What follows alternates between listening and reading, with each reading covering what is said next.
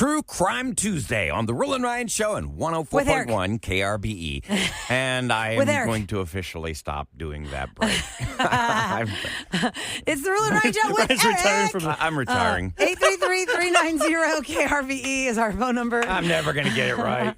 It's True Crime Tuesdays, where you supply us with these stories that sometimes leave us with our jaws dropped open. Like, what? And by the way, if you want to see on Roula's Radio Roula Instagram, you can watch her trying to juggle. She has the video there. It's Instagram Live is running right now. She tried. I mean, it's impossible for her to learn in 6 minutes. Yeah, or not but even. I think you could do that if you had just to learn the hand-eye coordination of how to juggle. But you think you got the basic goods to do this? Well, now I understand. Like if you have the two bean bags in your hands.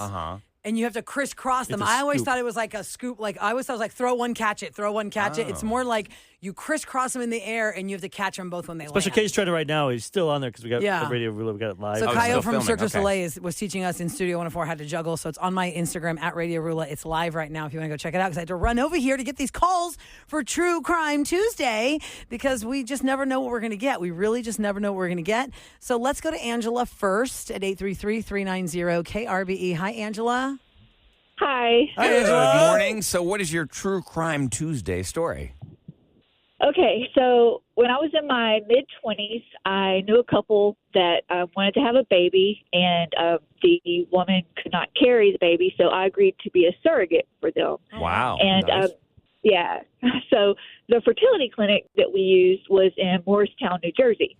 Okay. And so I went up there, made a few trips up there, and, to meet with the staff at the clinic and to, get the meds and learn about the procedure and everything. Mm-hmm. And anyway, so a couple of months later, they switched up the fertility clinic on me, and we went to a different one that was in California. Okay. Wow, that's far. My God, New Jersey to California.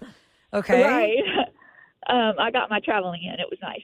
But I found out a few months later the reason why was because our nurse at the Morristown location was Melanie McGuire. And I mean, I knew that, but who's Melanie McGuire? So turns out she is what they now call the suitcase killer. Oh my She gosh. killed her husband. Yeah, she killed her husband and chopped him up and put him in suitcases and threw him into some body of water or something. Anyway. Yes. In 2004, right? Whoa. Wow. She was convicted of murdering her husband on April 28th, 2004. Oh, my God. 2004. Yes. Whoa. So the nurse at the fertility clinic in New Jersey was Melanie McGuire, who turned out to be the suitcase killer. How did they figure her out? Or I guess it was just just tell me. How did they figure that out? Yeah. Someone found one of the suitcases, and they just, they identified it as her husband.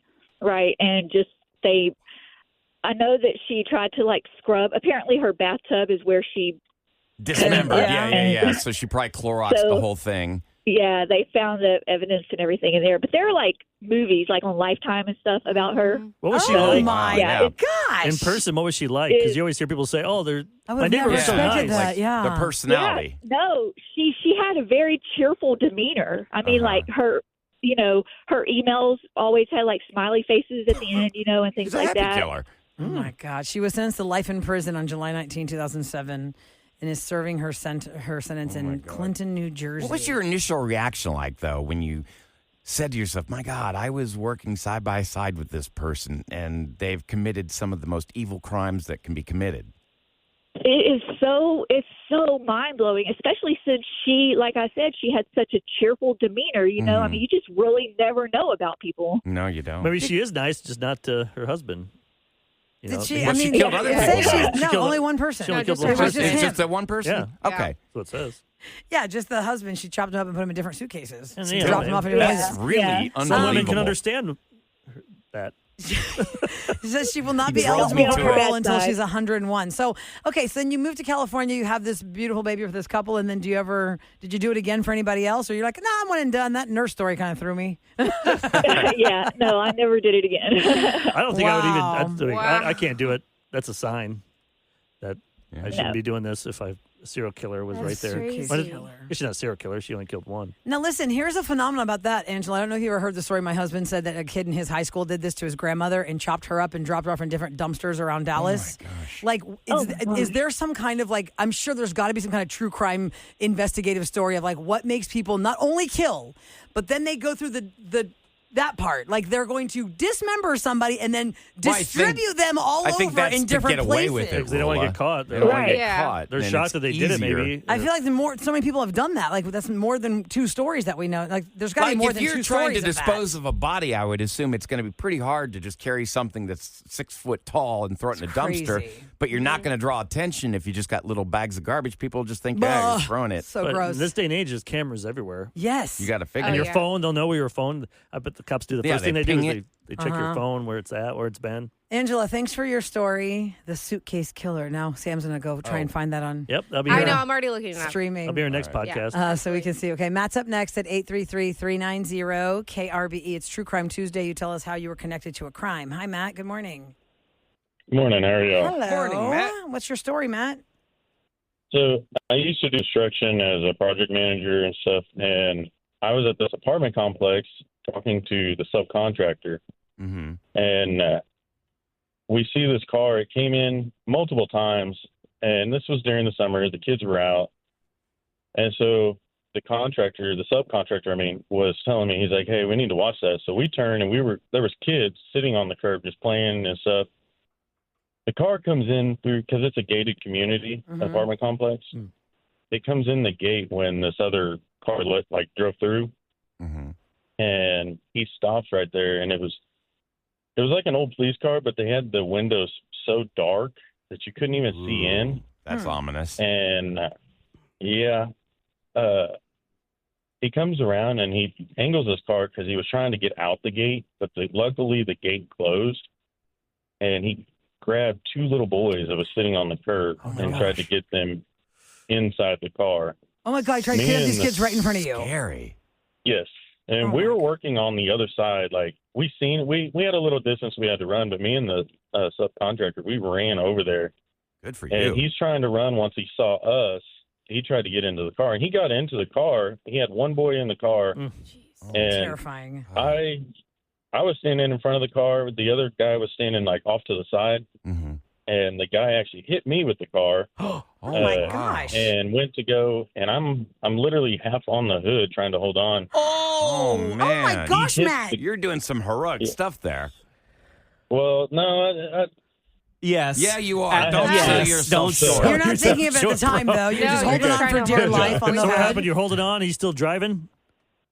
he hits the gate and makes me fall off, and I hit the gate. And I carry. I have a license to carry. I Yeah. pulled my gun, and if it wasn't for the other contractor there and some of his guys stopping, that guy would have got away with them kids. Oh, Come to my find out, when the cops got there, there was actually another kid in the car already taped up. Oh, my Taped up. God. Oh, my Taped God. up. In the back seat? In the trunk? Where? So it didn't have the back part of the seat in there. When the cops got there, they opened the car, and it was the windows were actually spray painted, and it had like a That's why they were cage so like dark. the police cars have. You Holy realize crap. you Cage. saved Holy lives. crap. You just saved 2 young... 3 lives. Because so tell us the story Oh, with yeah, that and the the one in the third car. kid that was Yeah, tied there up. So they figure out that this guy has a third kid kidnapped. Did they figure out who this guy was? Had they been looking for him, or is this was totally like a discovery on site? I'll be honest. I have kids, so I kind of blacked out, and I just went crazy. Yeah. Because that could have been my kids. Yeah. Totally. So Oh, yeah. So you pulled the gun on him? You pulled the gun on him, and then he got out, or Yes. what happened there? Like he So I didn't realize the contractor had a gun as well, and Oh. he pulled it. And so both of us were drawing down on him until the cops got there, because he was still trying to ram the gate. Oh, my But the Oh, gate, my he wedged the gate, and it would not open because it bent the gate. Uh-huh. Oh, Good. If the Yeah. gate would have been open, he would have Got got away. away. Easy. Oh my God. And you gotta be careful because if you did shoot, you wouldn't know there's a kid in the back. Yeah. Yeah. You could've shot the Good kid. point. So then the cops come, they arrest him, they free the child that is taped up. Was the child even from the area? I mean, what was the story with that kid? Did you ever get to find out? So they wouldn't give me any details like that. We were right there at Memorial, in what is that? Is it the Beltway right there? Okay. I don't know if I can say the name of the apartments where it was. I wouldn't. Don't worry about it. Okay. You can tell us off the air. Yeah, out there. But it was Memorial in the Beltway areas where this happened. When did this happen? How many Yes. years ago? Or It's been about a year ago now. Oh, 1 this is year fresh. ago. So Okay. I never saw this in the news or anything. Right. Do you know what Scooped happened up to this two guy? little boys and I had mean- another one in the back tied up. Oh, I'm sure. I don't like I said. I was in such a shock because you don't expect to see something like that. No, of course not. But just- do you know what happened to the? He says he doesn't know. They didn't no. tell him that. Wait, I have a question, Matt. I'd want to find out. Yeah, you want to know. Matt, I'm for invested in those something. who those just tuning in, we're doing True Crime Tuesday. Matt was working construction on a site, and there were two kids playing, and there was a car that came in and snatched these two little boys. When the guy snatched those two little boys, were they screaming like the way we imagine, like a kid Yes. be like, "What are you doing? Leave me alone!" Or That's were they what made you just? know. Luckily, they were screaming because he couldn't cover the mouth, and for the one boy because when he saw us running towards him and yelling at him, he dropped the one and still tried to take the other one Oh and my shove him in God. as Wow. he's running to get into the car to leave. I'm just wondering if this guy's like. Where by is this himself? dirtbag? Is he like just? Is he working with Hopefully he's- with a group of people and trying Yeah, to? I wish we smuggle knew, them? like, I in hope the end result, Street Matt. justice took care of him in prison is what I'm hoping. No kidding. Yes, They don't take yes. kindly to pedophiles. I wish you guys I were able mean- to do it. Taped up. A child was taped up in the cage part of an old cop car with spray painted windows. I know we don't have much time, but you said you have kids. I mean, how does that affect you as a parent? Like, So my daughter is 10 years old. Okay. She knows how to shoot. She knows how to load. I've taught her a lot of that. She knows that if something goes wrong, I have another firearm in the truck, and she knows how to shoot. Oh wow. How But to I mean, defend herself, but your too. 10-year-old daughter can't walk around with that. So you No. got to teach her other things like, Oh, she knows hit him in the martial arts. and hit stuff hit him in like the that. junk. Yeah, like, Also, Yeah. Yeah. the recoil throws my hand back. Yeah. What's a I can imagine, 10-year-old? Yeah, I mean, how's a 10-year-old handling a Glock? Well, you probably a different type of gun, is it? yeah. Yeah. How old were the yeah, boys? no. People are asking, Matt. How old were these 380. boys that were 380? when he attempted the kidnapping? How old would you say these kids were? Oh, you broke up there, Matt. I ended up going to pick him up, and I just held him because he was terrified. So he's like a little like a 5-year-old. Your phone I would say he was warbled. maybe 5 5. or 6. Oh my Good God. Lord. Oh, you're a saint. And how old was the boy that was taped up in the back? Do you know that boy's age? I don't. Yeah, probably in they shock. wouldn't give me that kind of information. I was in shock. I just, I waited for the cops to get there. Ugh. And Matt, you're a good it was man. sad.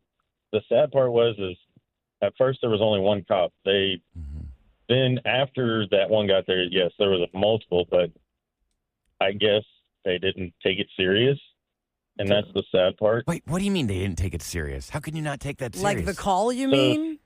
The call, yes. Once so they saw one it, showed up, Okay. and then when he saw it, what was going on, then You and called realized him back up. there was a flood of cops there after that. Wow. Whoa, Matt, this Wow, is wow, crazy. wow. So last God year, you were there, Memorial on Matt, the Beltway, man. an apartment complex with a gate. He crashed into the gate, and 3 kids were saved from being kidnapped. Yeah. God knows what he's going to put those Amazing. kids through.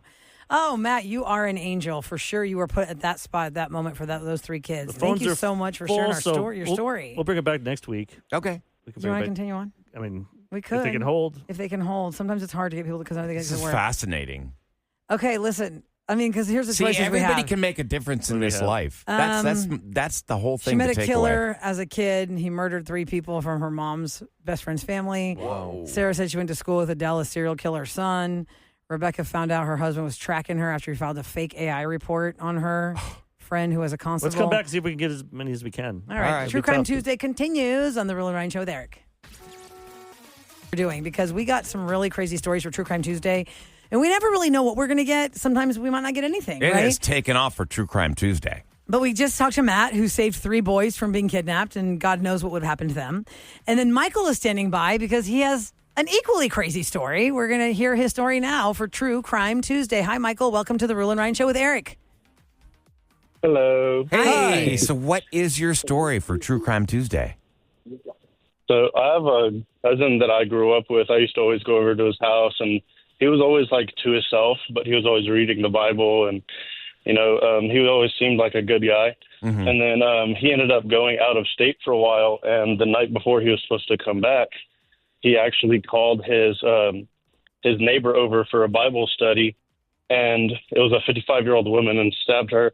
I looked up the news article. I was wrong when I told you all initially, but he stabbed her 33 times. Oh, my gosh. What? It's just a neighbor? 33. In the heck? Why? What was what happened between them that this woman was stabbed 33 times by this guy? There was absolutely nothing. He was just apparently he was schizophrenic, and whenever that happened, his parents wanted to get all of his stuff out of the room because he had a brother who shared a room with him. And underneath his bed, it was like his bed was shredded from him stabbing it. So no one knew anything. Nobody expected anything. Wow. So did the woman come over like in a signs. romantic way? Like, oh, I have a date and this lady came over and that's how she got stabbed? Or Or just how Bible did study. she get to his... Yeah, what was the reason she was meeting him? It was just Bible Oh, study Bible because study, she, like I Part said, of he the was group. always super into like reading the Bible and stuff. How So, old? like I said, nobody would God. expect it. What was the age? How old was he? He was, I think he was like 22 at the time. Man, that was Wow. and that's your cousin? To stab somebody is Yes. a crime of, That's gonna be, passion and how does hate. your family feel? Because that's your cousin. That means your uncle. How's your uncle and aunt? I mean, I couldn't imagine. They have to be so Talk about shame your heartbroken. name. And yeah, it's like, oh, it's going to be Yeah, awful.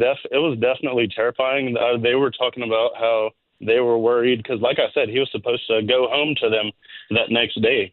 They were going to pick him up from the airport, so they were scared because they were thinking that it could have been them. Yeah. Oh, yeah. Easily. And he had stabbed his mattress so many times. So what? Yeah, the bottom of his 33 mattress times. was shredded. So where's he at now? Yeah, is he in jail or is he in an institution? Yeah, no, he's in jail for life.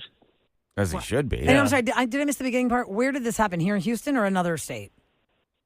It was in Dallas. It was Dallas, in Dallas. okay. Okay, wow, it was in Texas. So 33 times he stabbed this innocent woman who came from Bible try study. just tapping 33 times. After 20, your hand gets tired. That's what's so That's just- disturbing. Like when Roula and I have both Sorry, watched man. that OJ documentary, I finished that one. and you watched it too now? Yeah, I had to. And really made it sound so good. Even I though I know. knew for everything. somebody, I went down that rabbit hole, y'all. I couldn't get out of it. for somebody to do it so much, to stab somebody over and over and over again, I that's mean, just the got to be a physicality of that. complete is break insane. from His reality. was just the brutality. His was like, Oh, his was almost to he cut through her vertebrae. He literally It's almost cut her insane. head off. Like Yeah, it was it's just insane. hanging by a thread. It's true, Kevin. It's so horrible. The horrible part about the OJ documentary that people forget, it reminds you how the murder of two innocent people was totally lost. The subject of domestic violence Yep. completely got blanketed. Like it didn't even exist. This is a man who so many women right now, and somebody who loves a woman who's been battered has to live with this. That this man cannot let it go, that she is going to move on with her life, that another person might be interested in her, and in his violence and psycho jealousy insanity, Savage. he savagely brutalized her. I'm like- and this poor innocent guy who walked up with an envelope of glasses. That Gonna help poor her. guy, all he did, he was just in the wrong place at the wrong time. Totally. That was it. and then It's they so crazy. Then they, after he died, the media, the stuff they went through with that family. Yeah. Just The millions shame on of the dollars. media is awful. It the media is shame on Yeah. us as a media. I will say that, Eric. I was not part Supply of and the media when that demand, happened. though. But Guess you what? know, They wouldn't do it if people wouldn't watch it. Well, because But then again, everything was sometimes they do it a to make cash you grab. watch it because Yeah. they know how to clickbait you. They know how to. Yes, the cash grab. Remember, Eric, Vicious those cycle. headlines on Inside Edition or a current affair, like we have a witness to the OJ car chase. People treated blah it blah like blah. it was a I TV mean, show as it was horrible. it's somebody's life. It was horrible. It was And horrible. somebody losing their life. That's how Star Jones became famous because of the OJ trial, because she was a correspondent for a court TV or something or whatever one of the channels was, and then they put her on The View. Like people had their careers made from OJ killing Nicole and Ron. Yep. It was 1,000,000% obvious that OJ Simpson is the murderer, and he got to walk free and go play golf, and he got to live till he was 79 years old. He did 9 years in jail, I believe. Wasn't remember? long enough. No, he should have Wasn't been long in jail enough. forever. something else though. That wasn't That was for that. stealing. Yeah, it was ridiculous. And even his agent, I'm sorry, his agent's a dirtbag in this documentary. He's like, No. oh, we made so much money when OJ was in jail during the trial. I mean, we were sending out autographs and autographing footballs. We made so much Now, money. my question But now is, he's disgusting. But now that agent thinks he's a murderer. He Yeah, believes because he knows he did it. But he just put the blinders on because he Yeah. wanted the money. Money. It was Exactly. a money grab. It was terrible. when you So, were talking yeah. about that initially and I put my fingers in my ear, was the line that you... Well, don't say it in the air. That's the second time you're trying to ruin it. Why are you asking me on the But air what you the line did. is? I know we don't you, do it anymore. You said it. I warned people about saying it, okay, and I I won't say said, it. plug your ears. I've already confirmed to you off the air that is the line I was Okay. talking about. Okay. But if you've not watched the OJ documentary, it's maddening. Brian wants to tell everybody. No, I don't. I'll keep my Don't mouth ruin shut. it. I'm Okay. keeping zipped. 104.1 KRBE. Back to the Roula and Ryan Show. All right, it is True Crime Tuesday. If you have a tale to tell, maybe you were involved in some kind of serious incident or you witnessed it. Yeah, or you were. What the hell? What was that? There almost a true crime happening here. What happened? He tried to scare me. I just felt like my leg, but he hit the chair. Kevin was hiding under the desk. I feel like I didn't curse. I was truly What'd he do, worried Kevin? you were Step up to the going mic. to. Were you tickled his leg? I grabbed his leg, trying to scare him, and I careened into the chair, and I think I pulled my shoulder. Oh my God. It was a true look of terror. This was not my idea, but I thought it was a fun one. We have this huge desk in here that you cannot see under, so I hid under it for the last 5 minutes waiting for Ryan to come back in. I wondered where you were at. Yes, I was right underneath your desk there, and then I crept on like a little gremlin. You crawled Yeah. my desk all the way over to All the Eric. way over around. This is a really long desk, and I got right up my under God. Eric's legs, and I went, "Rawr." And he's like, "What the hell is wrong with you?" And then I smashed into the chair, That's what you get. and I'm gonna have to take a break now. The shoulder. So I have a cattywampus You may have shoulder. to pop it back in Brittle place. bones. Yeah, you'd be able to do a lethal weapon My to throat pop hurts the shoulder. from laughing at you. All right, can we start this though? True Crime Oh, Tuesday, man. 713-390-KRBE. Let me zen out. Let me get back into it. All right, get back into All character right, let's there, welcome Kevin. Jennifer Oh, to Jennifer. the show. Good morning, Jennifer. You're on the Roula and Ryan Show. Good morning, guys. How are you? Hey, Jennifer. I don't so know. Just Confused. giggle boxes over here. I do understand that you have a personal connection. This involves your son. I do. What? I do. Unfortunately, he was murdered a couple of months back. I'm so sorry for your And loss. so, thank you so much. But it's just fueled me to kind of move forward and see what we can do to catch the people who did it. So they have not found the people yet, or what's happening? Or No, first, he start from was. the beginning. So it was on June 6th. He had gotten off of work and went into. He was asleep. The home was 4 people that came in and was trying to rob the home. There was another family member that was there. Wait, and, so this is a home invasion? Yes. Okay. Mm-hmm. And so they just opened the door. He was in bed, got up, and I guess they surprised him. I'm not real sure. Shot him in the face, and he died instantly. Oh, my And it God. was. How old is So he? we. How old was he? He was 31 years, Oh, gosh. 11 months, and 12 days old. Oh, my God. I'm so sorry. So, So you mentioned we that. work with Crime Stoppers. Yeah, you I'm work with sorry? Crime Stoppers. But you mentioned that it was somebody, you believe it was somebody you guys knew? Well, we don't know. We're just trying to get all the recognition out there. We've built a website. Okay. The website is called. Can I say it? yes, for please. Yeah, of course. Please. So the website is called Who Killed Julian Castro. His name was Julian Castro, and we've been fortunate enough to get on front of TV and put it out there. We've raised so far the reward up to $15,000 with Crime Stoppers, and we're just looking for somebody to pick that phone up and call in. There's 4 people that did it. Somebody knows something, and we're just trying to get that phone Now, ringing. how do you know that there were 4 people involved? Because there was some cameras, some pictures and stuff that were taken. It was a dark Prius that was seen. We have those pictures on the website. Mm-hmm. But there was 4 people on the street. Someone had seen the people coming out of the house, and it Okay. was 4 males that came out. They had masks on, dressed all in black. So, I mean, how are you feeling right now? I mean, just is it anger taking over, or is it just Oh, disbelief? yeah. That's our biggest Yeah, fear as a I'm- parent. yeah, unfortunately, as a family, we really haven't had time to mourn. We buried him, but we haven't buried this crime. Oh. So, Oh, I'm so sorry. This is heartbreaking. So, what part of town were you in? it's in the Northwest. Mm-hmm. It's on the northwest side of town. It was off of 290 and 43rd in the Langwood subdivision back there. Yeah, I know that area well. Wow. Yeah. I'm on your website. Yes, it tells about Julian. Well, what would you like people to know about your son? I just like people to know that he was a good kid. He was, he was loving. He had a big heart. He was very funny. He had a lot of friends, and he had a lot of people that cared about him. And that circle of friendship and family has helped to push us through, to build this website, to get the word out there, and, just to try to see justice. I mean, at this point in time, you turn on the TV, there's just so much negativity, and I'm one case in many, but I'm not going to let it go. I can't just be like, well, it is a year from now, I'm not going to look back and think, what could I have done? So we're just going to stay on top of it, stay active, and push through to get something done. What do the police or Crime Stoppers, do they say, like, the chances of finding these murderers? Yeah, do they have. Do they have stats and that to show you, or what are we looking at here? They do. Unfortunately, I don't know what the public doesn't know or whatever is that the forensics, there was some cars that were gone through, so obviously there was some fingerprints and stuff taken, but that is pushed behind because of the way the world is in crime right now. Everything is like 6 to 9 months. Oh. Wow. And why is that? Why is there such a lag? What I was told, we have these monthly meetings at Crime Stoppers. If you're a parent of a murdered child, there's a monthly meeting and there's always a speaker there.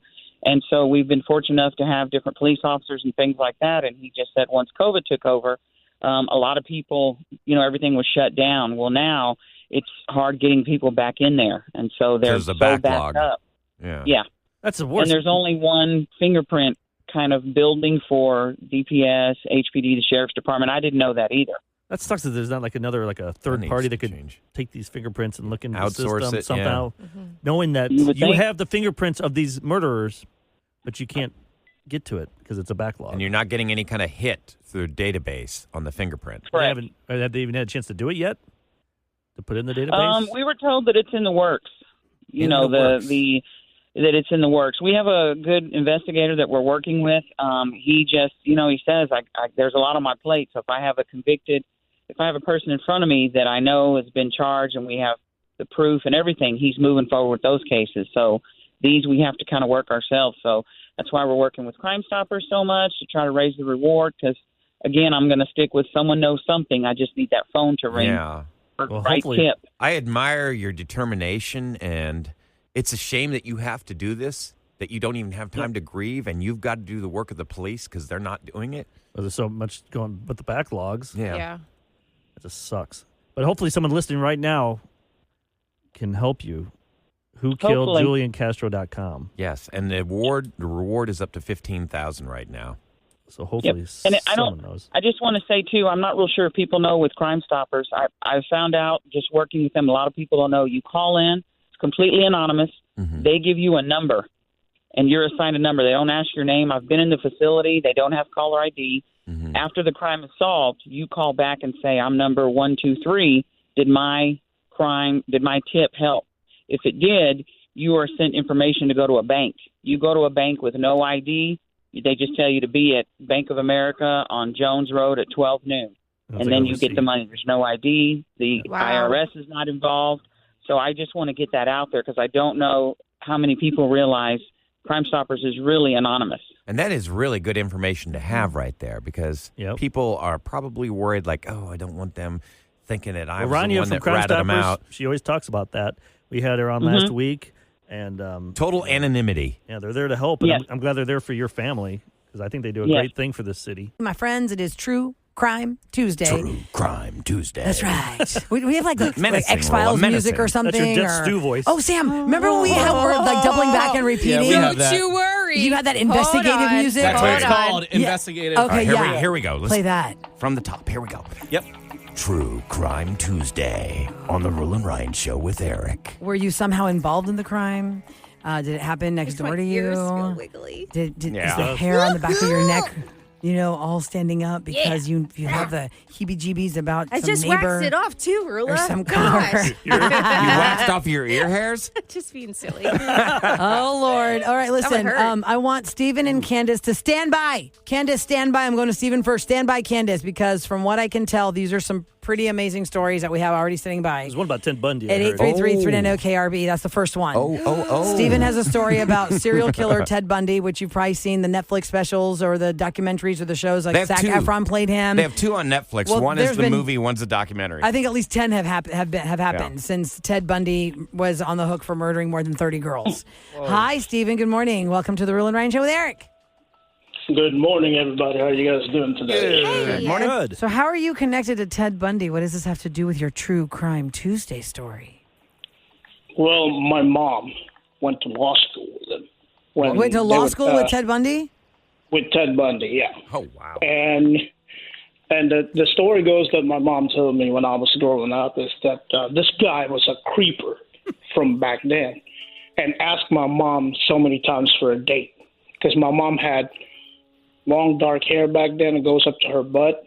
And one time she got stuck at the library late at night trying to go back to the dorm. And he pulled out in his little old Volkswagen Beetle and told my mom, hey, I'll give you a ride. Let's go. And my mom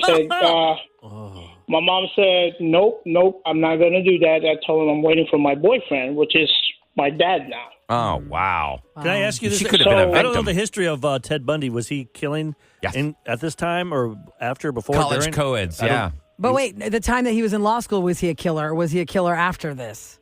Like, do we know, Steven, if this timeline when he was trying to get your mom all those times to get in the car, maybe that was the beginnings of his killing? If you look up Ted Bundy, he was a serial killer and a rapist who admitted to killing 30 women in the 70s, but some experts believe his actual victim count could have been over 100. Oh, my gosh. So she was most likely one of them. He was arrested for good in February of 1978. When was your mom in law school? What year was your mom in law school, Steven? Do you know? She was there in, I believe, 75, I believe. Yeah, so he was already doing it because he was arrested for good in 78. Oh, wow. And he got 3 separate death sentences for the murders of 2 sorority members at Florida State University and a 12-year-old girl. 1974. That's craziness. Oh, all right, gosh. so yeah, he was definitely killing at the time he was trying to get your mom in the car. And he was considered by society to be a good-looking man back then. So what did they say when they saw the news and they saw, that's Ted? That's freaking Ted Bundy. Bundy. What'd your parents say? The thing about the story that a lot of people don't know, my dad could have ended his life right there and there. Oh, wow. Because he was harassing your mom, who was at the time his girlfriend? Not just that. He grabbed my mom and tried to, hey, come on, let's go. I'm taking you home. My dad just got out of Vietnam. He was in the Special Forces, Army Green Beret. Oh, wow. So when he saw this, he grabbed him by the neck and put him on a headlock. He's about to choke him out. Oh, wow. And he told him, if I ever see you do that again, I'm going to end your life. Wow. And I guess the look on my dad's face, I guess Ted knew that he, too, was a trained killer. Wow. Because he Oh my God. another killer can recognize another killer. Because my dad was in Vietnam for 4 years, and 4 years? he doesn't talk about it much. No, Right. they don't want He to talk doesn't. about No, taking doesn't want to talk lives. about that. Wow, dude. Wow, Yeah, Steven, but that's my wow. dad, after he found out all that, said, I should have snapped that guy's neck in half. I would have saved us all the trouble. Yeah, Yeah, would have saved because a lot he'd of already lives. murdered so many girls. The problem is your dad would have been in jail, even though Right, he would have because been there a was hero. probably no proof that it was him at that time. They say that his killing spree began in 1974, ended in 1978, like you said, Yeah. but they executed him in 1989. Steven, by the way, if you want an Apple TV, they have a really great documentary narrated by Ethan Hawke about Vietnam, and it is incredible. Oh, yeah. I watched the first episode yesterday. And What's it wow. called? I can't remember the name real quick because I was watching a bunch of stuff. But But it's on Apple TV? Apple TV, Okay. they don't have much to choose from, but it's they have, because so many cameras were covering that event, the Vietnam War. So they do the tunnel rats, the boots on the ground guys that go in the tunnels, and they also talk to the people from the other side. Yeah. So you got both. Well, my perspectives. parents don't like talking about their past. The only reason I found out is because I saw a yearbook, and I told my mom, isn't that Ted Bundy? She said, yeah. And that's how I found out. So they wouldn't even tell you about it. Okay, here's And what's his crazy. name was Theodore, and I liked the name Theodore because I thought Teddy, but nope. After Not this now. story, You're on. But you we do ain't like doing- crime drama and crime documentaries. Steven, hang on. That Thank you was so much for wild, sharing your story. Steven. That's really I interesting. want Candace to hang on because now Alice has called in and she has a connection to Ted Bundy as well. To what, Ted Bundy? What was the Houston connection to Ted Bundy, Alice? Good morning. Good morning. So I lived in Spring Branch at the time. I was around 10 years old in the 5th grade. And so me and my smaller cousin than me were outside playing, and all of a sudden, like, this guy pulls up in front of the house, and he starts asking me a question. And so from his car, and he's talking really low, so I was getting closer to the car to try and hear what he was saying. And he was asking me about some street, right? And so I was like, what? Like, what street? And I was trying to figure out what he was telling me. Well, when I got close enough to his car, I was like, literally right there by his door, like not by the driver's door, but the passenger's door. And he looked down, and it made me look down, and he had a pair of spider web knit stockings on with nothing under them. What? And so I freaked out because I could see his parts, the whole yeah. And so when what I a seen pervert, that, disgusting. when I seen that when he seen that I seen what he had, he started reaching for his glove compartment, and I went running inside with my cousin. I'm like, let's go inside.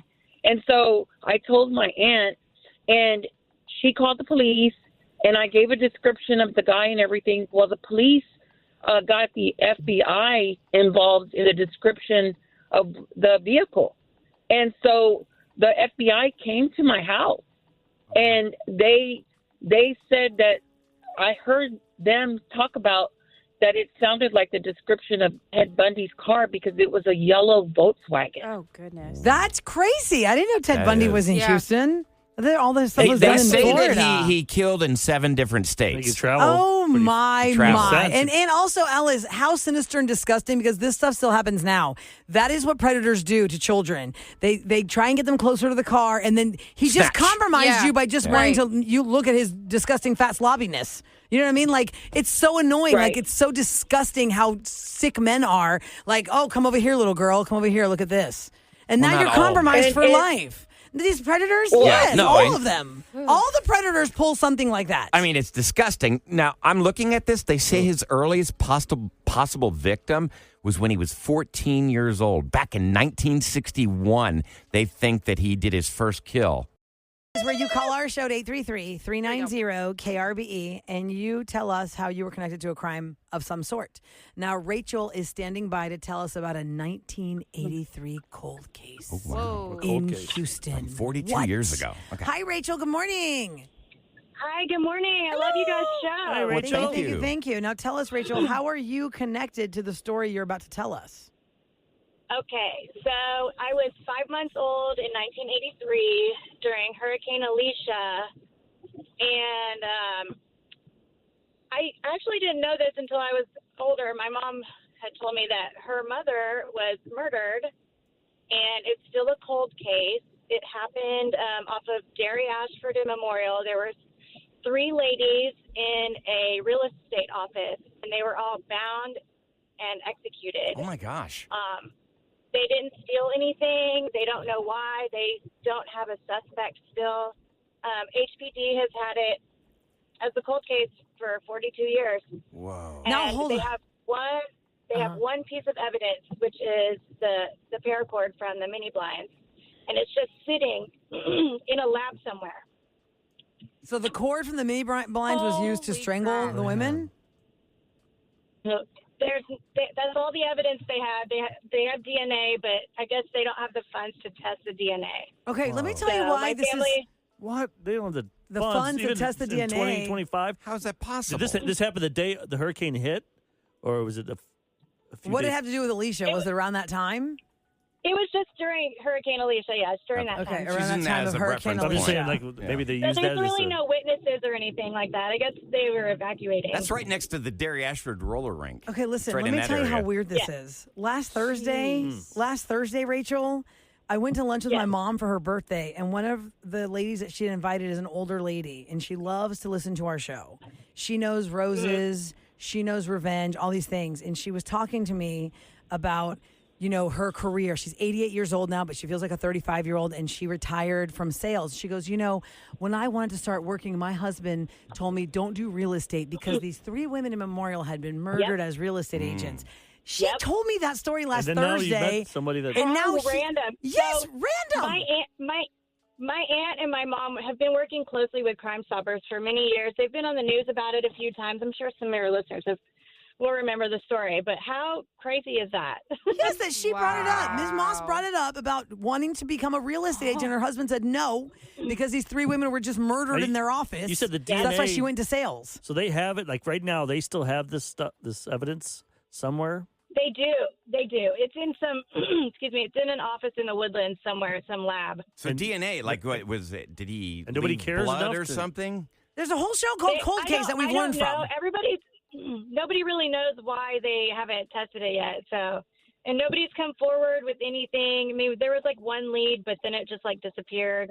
Is there anything we can do to put pressure on them? I'm trying to think of ways. I mean, think about it. It's not what it used to be. Like you get these kits for 23andMe, you can test DNA. Right. It is not that expensive. It's well, not we going know to the break killer's the bank. in the But the problem is, even if you say you find it, the lawyer for that person will say it's been 42 years. That stuff was laying around this. Well, it could have been mixed in. Yeah, they could say all kinds of things. But what we learned, at least though, you have a Eric, name. At least he's on the radar, whoever but listen, it was. what we learned about DNA is, yes, it can be compromised, but it can't name you. Meaning, like, Sam and I could submit our DNA, and it gets compromised, but it still shows it's Sam's, and it still shows it's mine. It could be compromised, but it's not going to change the identity of the person that the DNA came from.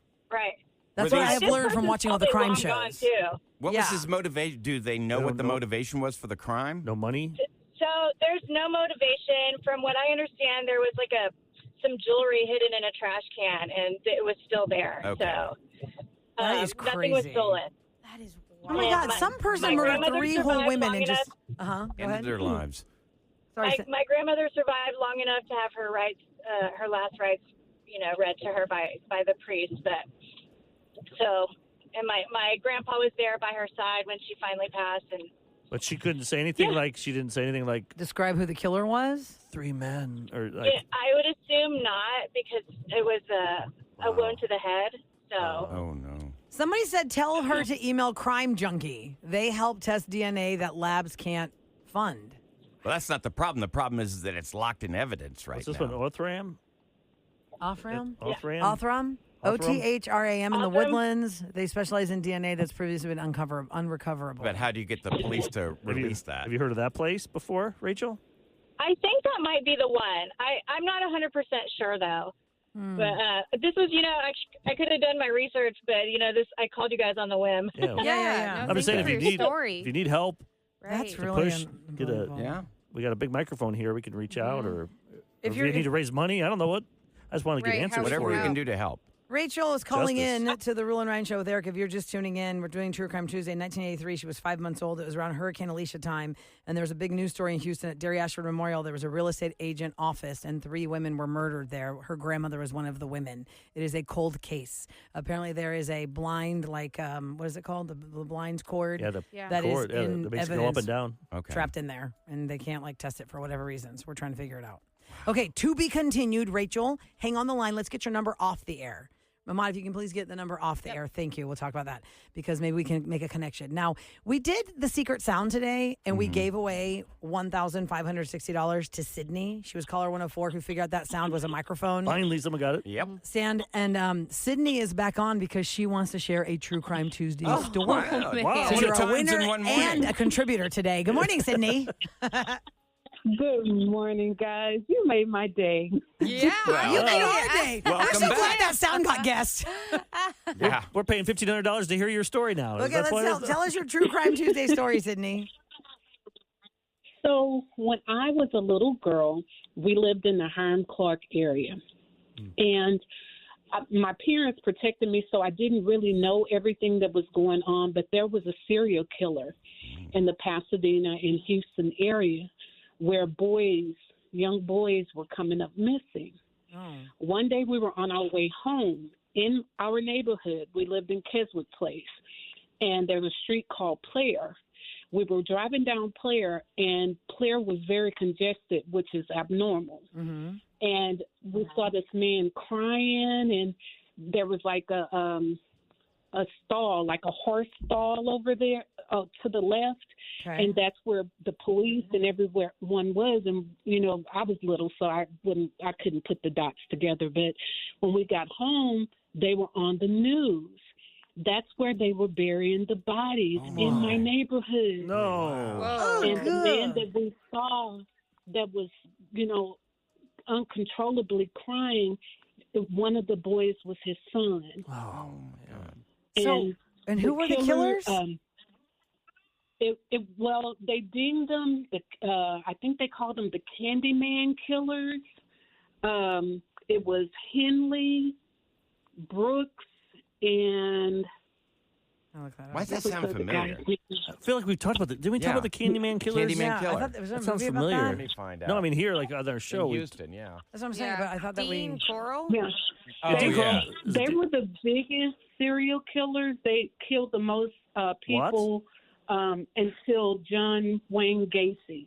Prior to him, they were the biggest serial killers. Dean Arnold Coral was an American serial killer, sex offender who abducted, raped, tortured, murdered a minimum of 28 teenage boys and young men between 1970 to 1973 in Houston and Pasadena. And they buried how many in your neighborhood, Sydney? I'm not sure how many were buried there, but I do know that was a point of part of the torture because they found one of the torture rooms there. Oh, God. And I can't. they found bodies there. Sam, wasn't this like a documentary on Netflix? I don't feel know. like Someone seen says this. he's one of the first serial killers. There has to be He something. even out murdered his own son, it said. Good grief. This is So your dark. parents probably kept you away from anything. Not to go outside. Yeah, my parents, I was young, so they, I didn't get all the ins and outs. A lot of the stuff I found out, as looking back, wondering what happened and researching some things. But, yeah, they found the bodies in my neighborhood off of Hiram Clark. He was the candy man because he gave free candy to local children. Oh, God. And then shockingly, he had two teenage accomplices. Was he up for parole? Someone said that's why we were talking about getting him. Oh, no, this guy's been dead since 1973. Okay, maybe He has? someone else that was with him. Wait, that guy died in 73? Dean Coral. There's a story here from 74. Yeah, I think there's two different ones. August 8th, 1973. Well, it said there was more than one guy. Yeah, there were two accomplices, David Owen Brooks and Elmer Wayne Henley. She was talking about Henley. There's a movie. What's that movie with Ethan Hawke? Payphone or something? Or not? Oh, I know what you're talking about. Because he had that special room and stuff. I wonder if it's loosely based on this.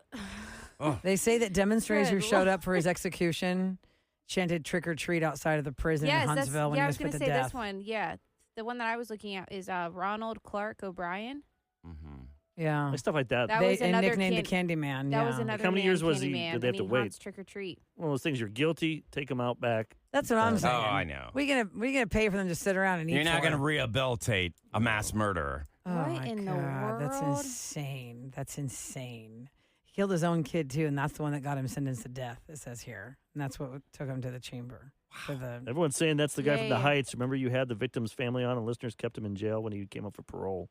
That was Carl Eugene Watts, wasn't Yeah, it? Coral That's what I'm Eugene thinking of Watts. him. See, this is a That's different. a we're- different Dean Coral. Coral is not the same How many person. serial killers No. do we have? There's a And lot. the word Coral and Wayne. 104.1 KRBE. And it's time for True Crime Tuesday at 833-390 KRBE. We started doing this a while back, and we just thought, we have a lot of crazy stories in the Houston area. Everybody has something they've been connected to. We put spotlights on big stories, and I wonder what people would tell us if we opened the lines. And there's people that also have committed crimes that have called in. We don't get that as much. I'd say that's probably like 4% of calls where they've, they paid their debt to society. They did their time, and they're out there now, and they just want to tell what happened. That's always interesting to hear. Like that the too. first call we have, Eric. Oh, we have that? Yeah. I was going to say, I feel like we only had that maybe when we first. That's what I'm saying. It's like a small The percentage. first caller out of the box Are they using their real name? is a thief. Let's not ask that. But the name that I am going with is Lachlan. Hello, Lachlan. Welcome to the Roula and Ryan Show with Eric. Good morning. Good morning. Hey there. Good morning. So you are Hi. the criminal, and I'm going to hope that you are calling us after you've paid your debt to society, or have you not been caught yet? No, I've paid my debt for sure. All right. For sure. Tell us what you did, Lachlan. So I worked at a dealer right after Katrina. I worked at a large Houston car dealership here in Houston. Uh-huh. And so I ended up stealing $35 34 cars off this dealership lot. Oh, what? First of all, okay, take us through that. How do you even... 34 cars. You have keys and you start them? Or how do you do this? Well, so what I did is I had a guy come in one day and he wanted to test drive a large SUV. And he said, and I was really busy at the time. I was one of the top salesmen there. And I was like, hey, take it on a test drive, come back, let me know what you think. Hand him the keys. And he goes, what happens if I don't come back? And I was like, what do you mean? He goes, well, let's just say I decide to go to lunch and I don't come back.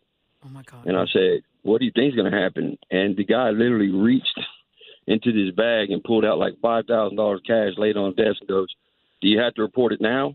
Oh my and I just looked at him and he started pulling out more money. He gave me $8,000. And I said, I just looked at him and I was like, nah, I probably won't report it then.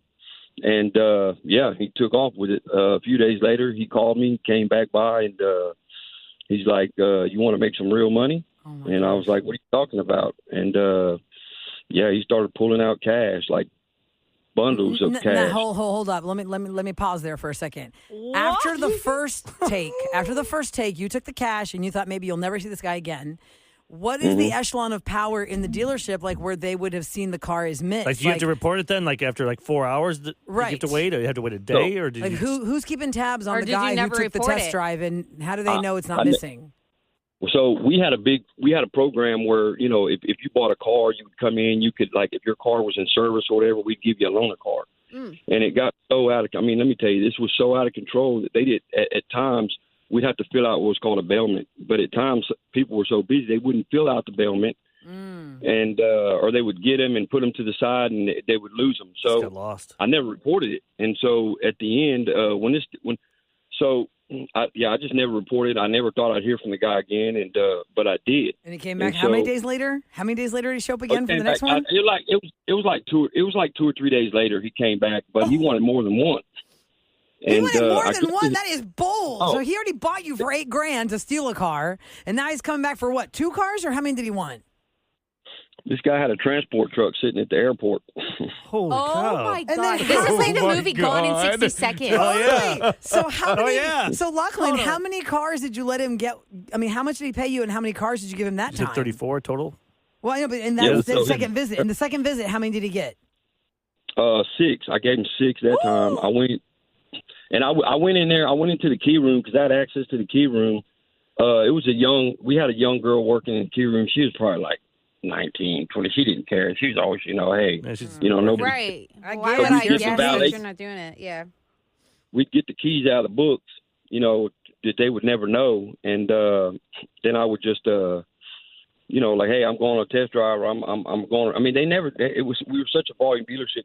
You could drive off the lot and do whatever you wanted during the day in a car, and they didn't care. How much were you getting? Drive around the corner and. You said 34 cars, so how many out of 34 cars, how much did you get? Yeah, how much did you make for those 34 cars?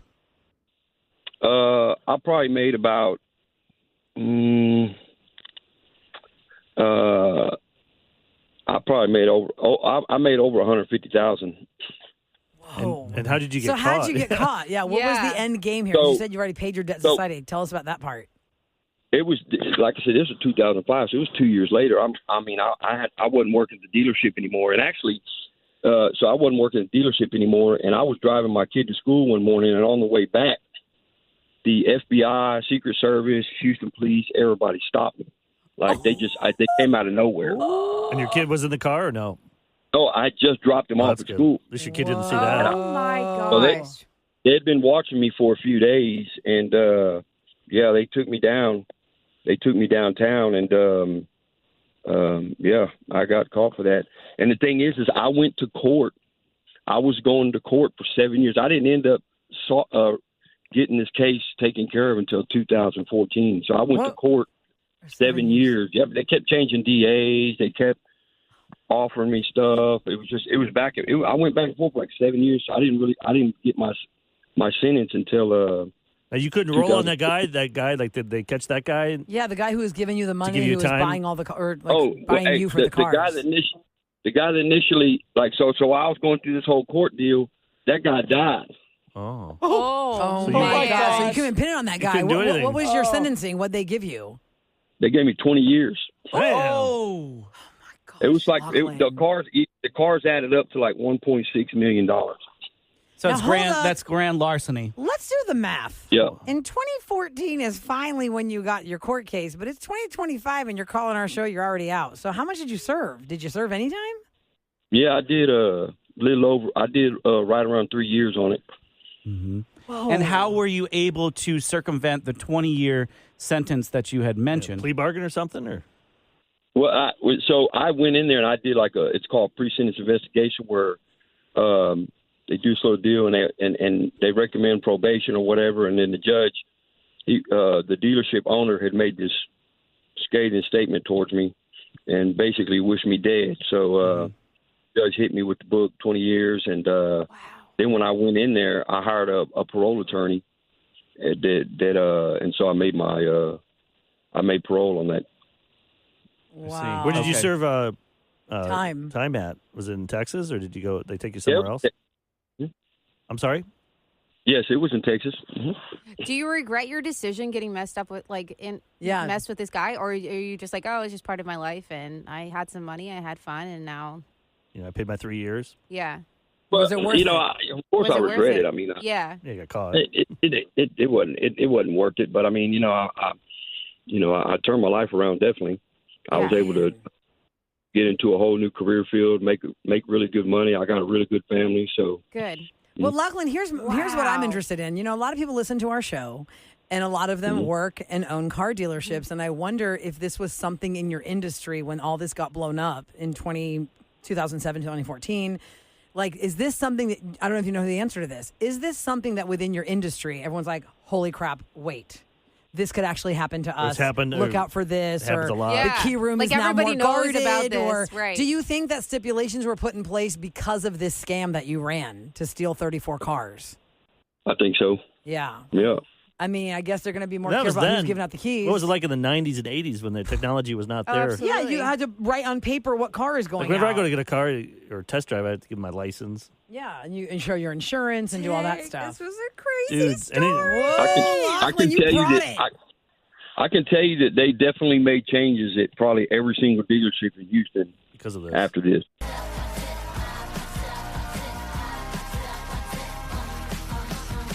True Crime Tuesday in the most menacing voice you can come up with. Sinister music. True Crime Tuesday, everybody. That's right. I witnessed me a killing. Which is usually what the person in the interview. Yeah, it's true. All right, so here's what we know. That there are a lot of people listening to this show that are somehow connected to a crime. Now, the question is, will they call in and tell us about it?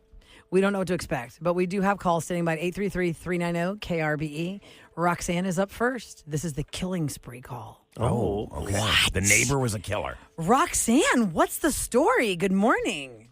Good morning. Good morning. Oh, my God. I'm fangirling right now. Sorry. That's okay. How long ago was this? How long ago was this killing spree? What did she just say? You just ran over whatever she was trying to. She was trying to give us props, man. And we want to hear the props. She's fangirling. What else did you say, Roxanne? On this show, we need to do a new thing. We need to let things breathe. Like fine wine. It's really annoying the hell out of me the last couple of weeks. We're not letting things breathe. All of us. I'm guilty of it. We're all guilty of it. Yes, we are. Let's all take a deep breath. Go ahead. Let you be the star. You're fangirling because we're amazing. And go on. Yes. And I listen to you every morning. Thank you. And I've been wanting to call for True Crime because I love True Crime. I listen to it when I get up in the morning and do my makeup and everything. And I was like, you know what? Today's the day I'm going to call in and let them know what we're not involved, but we know of the people. It was in Alvin. Well, the crime didn't take place in Alvin. I'm from Alvin, and there were our neighbors in Alvin. This occurred like around 2015, more or less. And I don't the neighbor. He was always like a little cuckoo. Like my dad, he was like, he's not the sharpest tool in the shed. My dad was just like he knew he was like he's not smart. And they just took off from Alvin and went to North Carolina. And my dad's like, hey, our neighbors on the news. And I was like, what happened? He was like, they killed some old people. Like they just killed them. They stole from them in North Carolina. Yeah, North Carolina, or did they kill him in Alvin? They killed him. No, they killed him in North Carolina. We're from Alvin, and there were our neighbors in Alvin, and they just took they just took off. Well, I think he took one of his sons, and he was part of it. The son was part of the killing also. And the dad, he ended up committing suicide before it all went to trial and everything, and just like let the son pretty much like to drive by himself. And Roxanne, how many people did they kill in North Carolina? How many people? I wanted, from what my understanding, it was just the elderly couple, or they started with the elderly couple, and they just stole from them like their vehicle and stuff like that. It was an armed robbery, so they killed people to steal. Do you know the name of the people by any chance? Of the killer. We can look it up. Campbell, Ed Campbell, and his son. Let me see. I can't remember his son's name. Earl? Earl Campbell. Yeah. Huge a football hero. Don't start saying Earl Campbell. It happened like in 2015. Like they, what you call it? Yeah, they just left over there. Neighbors recall Alvin father and his son after arrest. And it was Edward Campbell and his 21-year-old son, Alexander Campbell, broke into a house of a retired 73-year-old volunteer firefighter and his 62-year-old nurse after setting the house on fire. He kidnapped the couple and stole their truck. Good grief. But then he murdered them? He killed them, and then he killed himself, waiting for trial. But what about the son? Did the son get life in prison, or what did he get? I'm not sure. My dad was like, you know what? Because my dad's rule, he's scared of Santa Claus and clowns, and he had to fly over to North Carolina, and he was like, I'm not, like, he's like, what am I going to do? I was like, well, you got to tell the truth. You got to, he was subpoenaed to go and, defend the son. Yeah, like, to talk on his behalf. Like, like, they're pretty much, like, pressured to do things by the dad. Like, if he did it, he didn't do it on his willingly. He did it because his dad pretty much forced him, because that's how they grew up. Wow. Okay. So, like, my dad was trying to, like, he had to be subpoenaed, and he had to fly all the way out to just North to Carolina. be a character witness. Wow. Wow. Well, Roxanne, that's and I definitely a true crime story. I probably want to do it. I'd be too scared if I didn't go do the character witness. Because they come after you. Yeah, or his family. So listen to this. They not only killed this retired couple, and they did it on New Year's Day in Oxford, North Carolina. They set fire to that house, and then they took the two corpses into their pickup truck and drove away. Jeez. A few hours later, and about 200 miles away, police in West Virginia reported pulling over a stolen SUV driven by him. Shortly after that, police say Edward Campbell drove up to the traffic stop scene in a truck and opened fire on the police. This guy was dangerous. Lord. Okay. Wow, Roxanne. They were just neighbors in Elva, just waving to each other. Think about that. Hey, man. What's Did up? you get the HOA letter? I know. Blades of grass are too long again. Go Texans. All right, man. See you later, buddy. Okay, True Crime Tuesday. Jasmine is up next at 833-390-KRBE. Hello, Jasmine. Good morning. Hi. Sorry, I'm like super nervous. Don't be nervous. It's okay. Why are you nervous? It's just us. We're just hanging out. I know. It's not like we're having lunch. We're sitting in a booth together, side by side. And some crawfish ice cream. What's your True Crime Tuesday story? I used to work at a pawn shop, like when I was maybe like 20 years old, and I was helping this guy. He brought in like a bunch of tools, and as I open up his account, it says, call the U.S. Marshal. So I get my manager, and I'm like, hey, look at this. And he's like, all right, I got you. So we stalked this guy for maybe about 45 minutes. Wow. And then next thing you know the doors flew open. 10 HPD cops running with their firearms. And they're like pointing it at him, telling him to get on the ground, get on the ground, get on the ground. And come to find out, this man has been wanted for like a long time. He's been going back in the neighborhoods, breaking into houses. He was breaking into garages, just stealing tools. And then finally, like out of nowhere, these people just come and they grab him and they arrest him. And then they pull me to the side. They're like, were you helping him? And I'm like, yes, I was. I thought they meant like helping him. No, you're leading on him. You're helping the crime. Help and steal them tools. Yeah, and then like they pull me to the side. They're like, were you trying to like, how did this happen? And I give him like the whole thing. He was like, all right, well, there might be a reward for this. Ooh. And I was like, oh, really? Like, that'd be great, Oh, yeah. Yeah. Not gonna say no. Was there one or no? Right. No, well, because this sucks because I was since I was on company time, that was technically my job.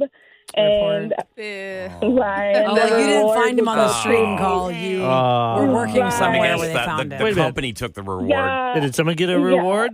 Did the company get it? No, not that I know of. They never told me anything. Well, of course they're not going to tell you. But why should you should be able to get the reward? Doesn't matter. If we're working here and I saw the guy we interviewed him and we found out this guy was a murderer. Someone called, Eric, I think the guy you have in the studio is a killer. We call the cops, they arrest him. We don't get the money because we're working? Right. That doesn't make sense. How long ago was that, Jasmine? How long ago was that? That was probably about like 9 years ago. Wow. How'd you keep him busy? Yeah, for the 45 minutes you had to stall him out till the U.S. Marshals got there, what did y'all do? So, like, me and my manager were working together. We were just like, he was like testing out the tools, and then he was like, oh, I don't know, like, we got to look this up to see how much it is. And, like, we were just, he was getting very upset. He was like, how much longer is this going to take? And we're like, well, we're doing our best. You brought in, like, 20 tools, so, like, you know, you can't rush us. And you should say, haven't you ever seen Pawn Stars? It takes like 4 hours.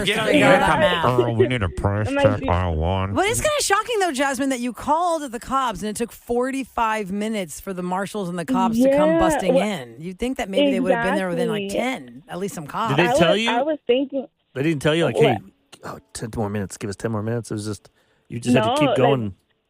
No, my manager. So I had the guy, and then my manager was in the back, and I was like, hold on, let me ask my manager if we're gonna take this tool real quick. So I go to the back. I'm like, hey, look at this, and then he's like, all right, I got you. So I go back up to the front to stall him. My manager was like, he called the cops, or he called the U.S. Marshal and told him that he was there, and then then he came out and started helping me. So I was already stalling him for like a good 15 minutes, and then he came back out. And then he was like there with me for like a good 30 minutes, and then finally everybody just rushed in. There was a lot of them. Well, who was the person that ordered you to stall and drag this out? Who was the person that told you that? I started stalling first, and then my manager was like, keep stalling him. I'm like, all right. And then I kept stalling him, and then my manager came out to stall him with me. Because that's not really your job either. Jeez. I mean, they're putting you in jeopardy. That's what I'm saying. Yes, as a good citizen, guys, that's your citizen's duty. Like, there's a U.S. Marshal wanted If my boss says, hey, there's a killer out there, I need you to stall him. A lot of places, you get fired nowadays. That's not my job. If you stop a shoplifter, you get fired. Yeah, they don't let you. Walmart Hold doesn't on let a second. Am I hearing you right? You're faulting her for stalling the guy who was wanted by No, I'm not faulting her. I'm saying whoever ordered her to do that is putting her life in jeopardy. For 45 minutes. She does not need to be put in that situation. Well, she didn't ask for it. Neither did her manager. This guy just walked in. This is what they found out. If it was in their database, they'd call the U.S. Marshals. I'm just saying, give her the reward. But your employer shouldn't order you to go ahead and install a deadly criminal. I mean, Ryan, I think it's a weird slippery slope here, what we're talking about. If the computer says call the U.S. Marshals. I don't think he was deadly. I think he was just robbing people. He was robbing people, and they were stopping a guy who they'd been looking for a long time. But what if he just all of a sudden picked up that tool and just started beating her with it? Yeah, you're putting her in a very really unsafe situation. Well, he also is putting himself in they're all in an unsafe situation. Why is he using his real name to sell tools? That's what I'm saying. Oh, here's why. When you go to a pawn shop, because she love a pawn shop. When you go to a pawn shop, you have to give them your ID. They will generally hold that item for a month to make sure it's not reported stolen, and they can connect your ID to that item. Okay. So anytime you go to a pawn shop, make sure you have your ID with you if you want to sell something there. To buy it, you don't have to have your ID. They can make a fake ID, or they have to back. That's what I was thinking. The technology IDs are so right. Technology is a lot better now for scanning the IDs and keeping up a system like that.